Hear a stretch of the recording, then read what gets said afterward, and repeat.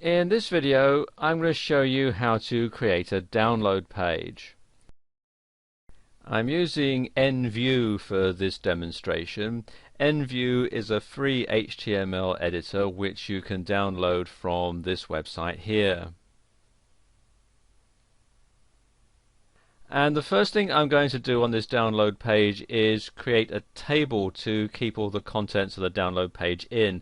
And the reason I'm going to do that is because if I set it at a fixed width, it means that this web page will look exactly the same on every browser and every screen resolution. So it just keeps it looking a bit neater. So come up here to Table and click on the icon. And I only need one cell in this, so I'm just going to click here. And there we go, it's set up. Now I need to change the attributes, so click once inside the table, come up here to Table, and then Table Properties. And you can see here it's got one row and one column, and I don't really want it that wide, so I'm going to make this, let's make it 600 pixels, and I want the table alignment to be center, and I'm going to let the background color show through from the main page. I'm not going to have a different color for that, and I'll have a slight border just to keep it looking neat, so I'll have a border of 1 pixel, and click on apply and then click OK, and you can see here we now have our table inside the website. Okay, the next thing I'm going to do is save it, and the reason I'm going to save it at such an early stage is because when I put in the images and the links, I want them to be relative to the web page. So by saving it, I can make sure that everything is in the same directory on my hard drive, and it makes it easier to upload it all to the same directory on my web server. So click on the icon here to save, and it's prompting me for a title, so let's give it a title. Let's say thank you for your order, and then click on OK. You get this pop-up window, and I'm going to save it in this folder here, website. It'll automatically call it the same file name as the title. I don't want that. I'm going to rename it. Now, you need to make sure that it's difficult for anybody who might be going to hack into your website to find your download page. I'll talk a bit more about this a bit later on, but be imaginative in what you name this page. Don't just simply call it download.html or thankyou.html, because that's just asking for trouble. It'll make it very easy for hackers to find your website, find your download page, and then steal your product. So what I usually do is just give it a random name, a random collection of letters and numbers. So just do that.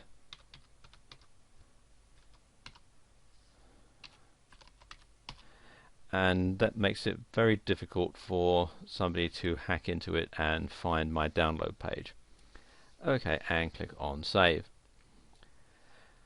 Right, now we need to start filling in the content for our download page. If you sell a product and you're using a third-party credit card processor, it's a good idea to fill in some information about what's going to show up in your customer's credit card statement, so they don't think, oh, hang on a minute, I don't recognize this charge, and get onto the credit card company and complain, and they'll have that as a chargeback, and that'll count against you. If you're selling a ClickBank product, they absolutely require you to have this. So let's just enter some information in about that. And there we go, that's put in now. Next thing obviously is you want people to know what it is that they've bought. So I find the best way of doing that is to have a picture of what it is that they've just bought. So let's enter a graphic in here now. So click here where it says image, and then we want to choose the file that we're going to import. And you can see it's an ebook that I'm going to sell here, and I've got the cover graphic here which says fantasticcover.jpg or fantasticcover.jpg. So click on that, and then click on open. And you can see this little box here is automatically checked that says that the URL is relative to the page location. That way you don't have to put in a great big long URL. We want some alternate text just in case it doesn't load up into the customer's web browser properly. So let's say this is an ebook cover. You can also do an advanced edit by clicking on here.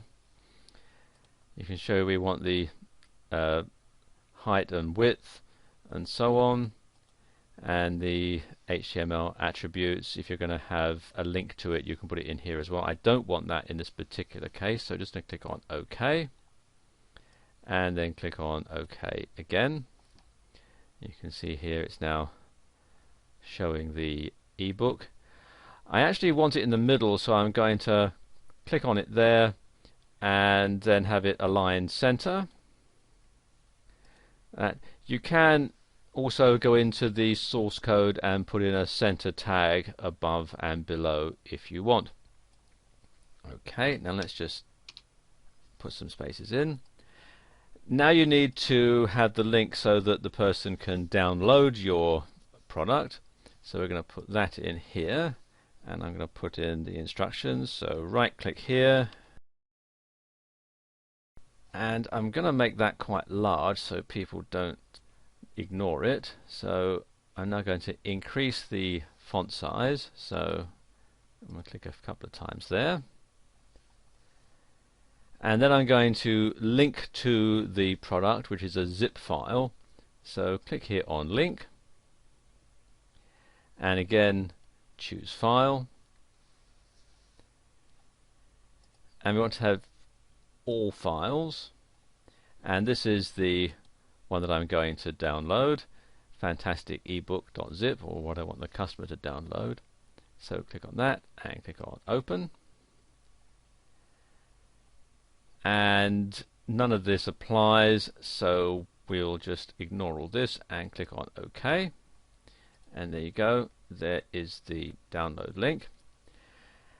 Now if you are selling a product which is going to require some extra software for your customer to use it, it makes sense to include a link to where you can download that particular piece of software. Now there are two pieces of software that the customer of this product is going to need.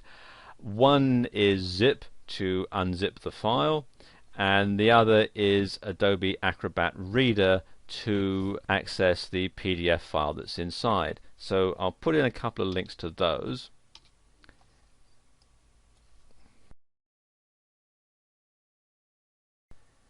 Now I'm going to insert the link where people can download zip from.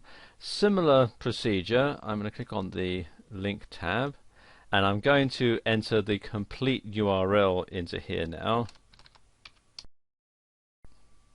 Then you want to have the target where the link is going to be open. I'm going to click this one so that it'll open the link in a new window. And you want to do this if you're going to take people away from your download page so that they don't get lost and then complain that they can't get back to it. So this will open a new window where they can download zip. So we'll click on OK.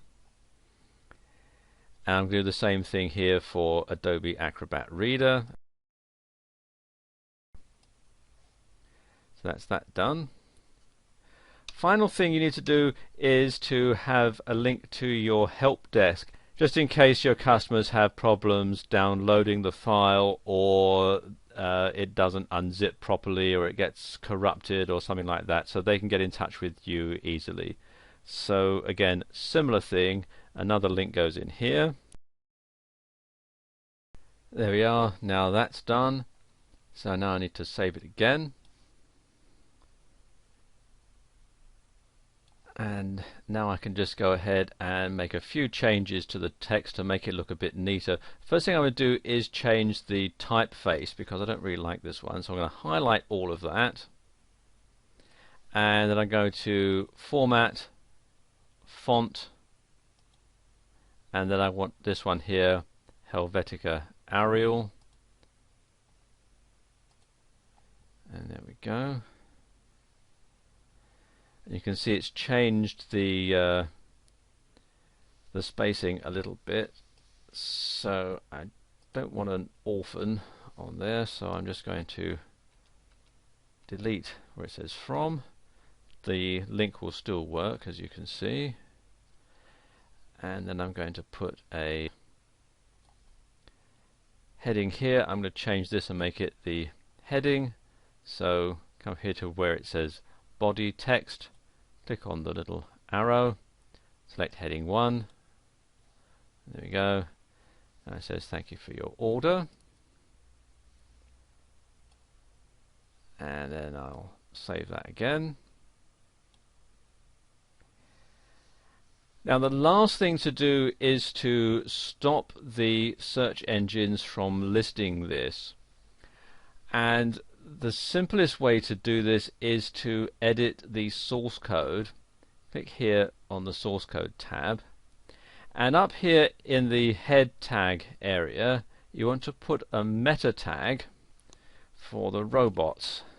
So we type here left arrow meta space name equals quotes robots close quote space content equals quotes no follow, no archive, no index, close quotes, right arrow, and then another meta tag which is revisit, so meta name equals revisit, content equals never, and then close the tag.